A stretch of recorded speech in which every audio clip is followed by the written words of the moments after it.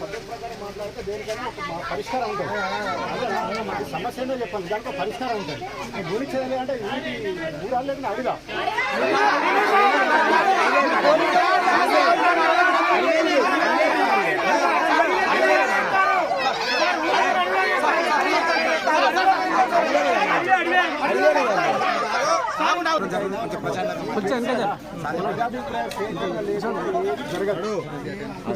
బలవంతంగా జరగదు.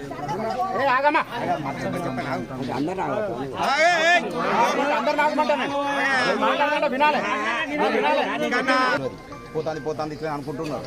తక్కువ మంది తీసుకొచ్చిండు, ఆ బోర్డు అక్కేసి పీకిన తర్వాత ఇబ్బందాలు చూసుకున్నాక అప్పుడు మొదలైంది. అసలు నా భూమికి నాకు తెలియకుండా ఎంఆర్ఓ సభ అక్కడ ఎందుకు అతికేసింది? ఫస్ట్ క్వశ్చన్ మీకు. అసలు గోడ మీద అతికేసే అధికారం ఇచ్చారు. గ్రామ పంచాయతీకి వేసినాక వాళ్ళు భయపడి మాకు చూంచులేదు, అది చింపేసి తెల్లారి మళ్ళీ మేము అటు ఇటు సేకరించుకొని మొత్తం జిరాక్స్ తీసుకొని రైతులందరం చూసుకున్నాం. అది ఏ కంపెనీ పడుతుంది ఏది కూడా తెలియదు మాకు. ఇప్పుడు మాకు అక్కడ ఏం కంపెనీ పడుతుంది అని పుకారంటే లగచెర్ల క్యాన్సల్ అయిన కంపెనీ పడుతుందని రైతులంతా పుకార్ని. దీనికి మీరు సమానం చెప్పు. పొలాలు కూడా నష్టమైతే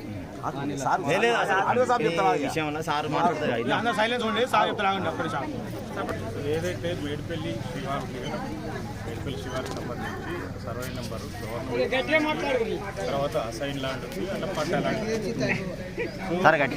సర్వే చేస్తేనే అందులో చెట్లు పొదలు పెరిగి ఉన్నది. కారణంగా అసైన్మెంట్ ఇస్తే అసైన్మెంట్ భూమిని సాగు చేసుకుంటుండాలి, లేకపోతే పట్టా భూమి ఉంటే కొన్ని సాగు ఉండదు.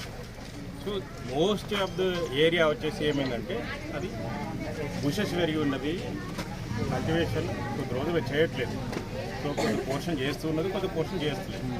సో సర్వే చేస్తేనే కదా ఇప్పుడు మేము సర్వే చేస్తేనే ఆ ఎక్స్టెంట్ వెళ్ళింది.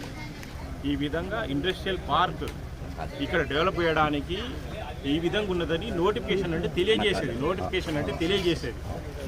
దీని నిమిత్తం సేకరణ నిమిత్తం చేస్తున్నామని నోటిఫికేషన్ ప్రకటన చేసేది. నోటిఫికేషన్ దాని తెలుగులో ప్రకటన అంటారు, నోటిఫికేషన్ అంటారు.